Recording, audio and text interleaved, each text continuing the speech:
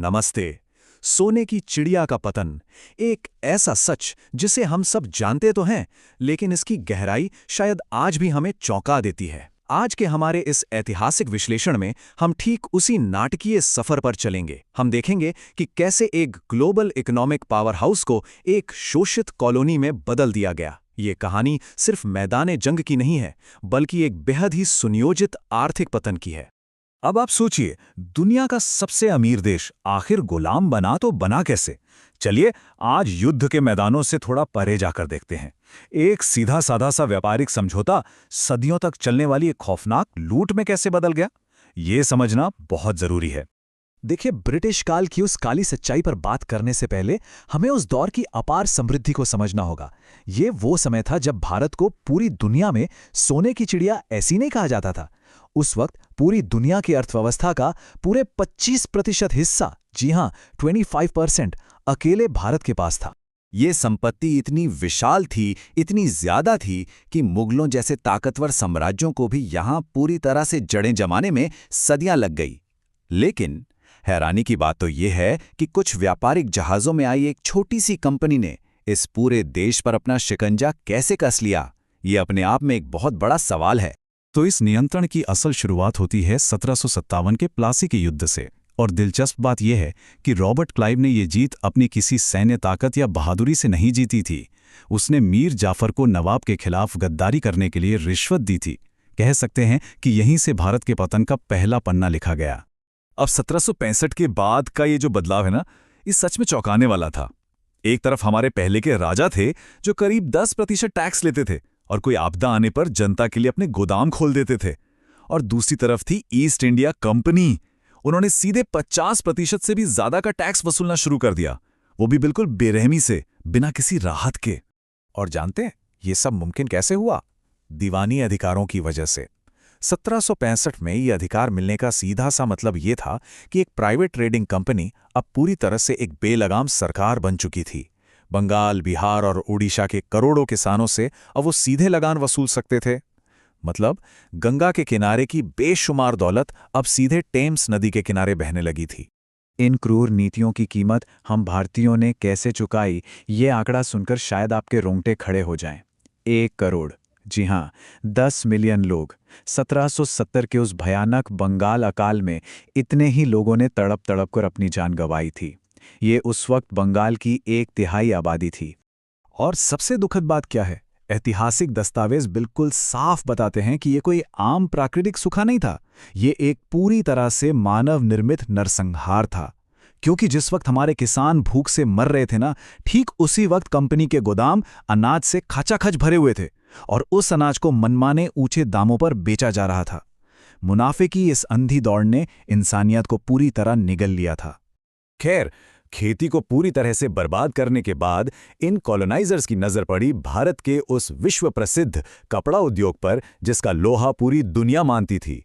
ढाका की मलमल इतनी लाजवाब थी कि दुनिया भर के बाजारों में इसे बुनी हुई हवा या वोवन एयर कहा जाता था। हमारे कारीगरों का हुनर सच में बेजोड़ था। लेकिन इस हुनर को कैसे कुचला गया, उसकी रणनीति भी बहुत ही सोची समझी थी।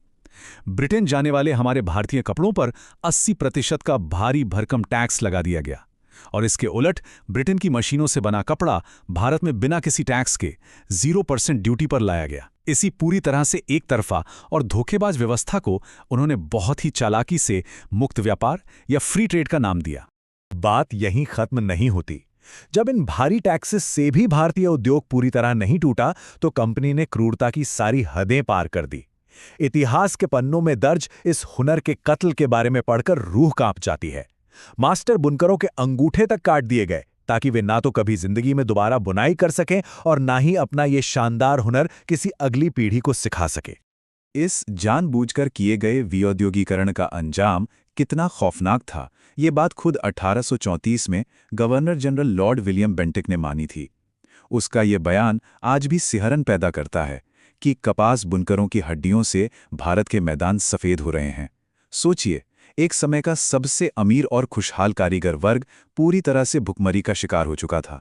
तो जाहिर है किसानों और बुनकरों पर सदियों तक हुए इन लगातार अत्याचारों ने अंदर ही अंदर एक ज्वालामुखी तैयार कर दिया था और ये दबाव अंततः 1857 के एक बहुत बड़े विद्रोह के रूप में फूट पड़ा। इस दौरान जो अभूतपूर्व हिंदू मुस्लिम एकता देखने को मिली, उसे कुचलने के लिए अंग्रेजों ने जिस क्रूर प्रतिशोध का सहारा लिया उसे डेविल्स विंड कहा जाता है। हालांकि इसी महासंग्राम के बाद ईस्ट इंडिया कंपनी के राज का तो अंत हुआ और ब्रिटिश क्राउन ने सीधा नियंत्रण अपने हाथ में ले लिया। अब क्राउन के शासन में रेलवे जैसे इंफ्रास्ट्रक्चर का बहुत तेजी से विकास हुआ। हमें लगता है कि ये हमारे लिए था, लेकिन असल में ये सिर्फ एक छलावा था। सच्चाई ये है कि इन पटरियों का जाल भारतीय जनता की सुविधा के लिए नहीं बिछाया गया था। ये तो बस भारत के खेतों से कच्चे माल और अनाज को तेजी से बंदरगाहों तक खींच ले जाने के लिए था, ताकि उसे जल्द से जल्द ब्रिटेन भेजा जा सके। ये व्यवस्थित और सुनियोजित उत्पीड़न 20वीं सदी में भी थमा नहीं, बल्कि एक ऐसे दर्दनाक मोड़ पर पहुंच गया जिसे शायद ही कोई भारतीय कभी भुला सके। 13 अप्रैल 1919, जलियांवाला बाग। वहां बैसाखी का जश्न मना रहे हजारों निहत्थे और बिल्कुल शांतिपूर्ण नागरिकों पर जनरल डायर ने बिना किसी चेतावनी के बस गोलियों की बारिश करवा दी। उस जनरल डायर का खुद का बयान उसकी खौफनाक मानसिकता को पूरी तरह नंगा कर देता है। उसने बेझिझक कहा था, मैं सिर्फ लोगों को मारने नहीं गया था, मैं पूरे भारत को डराने गया था। उसका मकसद हमें मानसिक तौर पर कुचलना था, लेकिन हुआ इसका बिल्कुल उल्टा। आत्मा को मारने के बजाय जलियांवाला बाग की उस मिट्टी में गिरे खून ने क्रांतिकारियों की एक ऐसी नई और निडर पीढ़ी को जन्म दिया जिसे कोई गोली नहीं डरा सकती थी। तो आज की हमारी ये पूरी ऐतिहासिक चर्चा हमें एक ही बिंदु पर लाकर खड़ी कर देती है और गहराई से सोचने पर मजबूर करती है। 1947 में जो आज़ादी हमें मिली, उसकी असली कीमत आखिर क्या थी? आज उन भूखे किसानों, उन बर्बाद हुए कारीगरों और उन निडर विद्रोहियों के अपार बलिदानों को याद करना बहुत जरूरी है। उन्होंने अपना सब कुछ दांव पर लगा दिया, सबसे बड़ी कीमत चुकाई, ताकि वो सोने की चिड़िया एक बार फिर से इस खुले आसमान में उड़ान भर सके। तो इस कीमत को समझने के बाद क्या हम अपनी इस आज़ादी को आज एक अलग नजरिए से देखते हैं? खैर, आज के हमारे इस ऐतिहासिक सफर में बस इतना ही।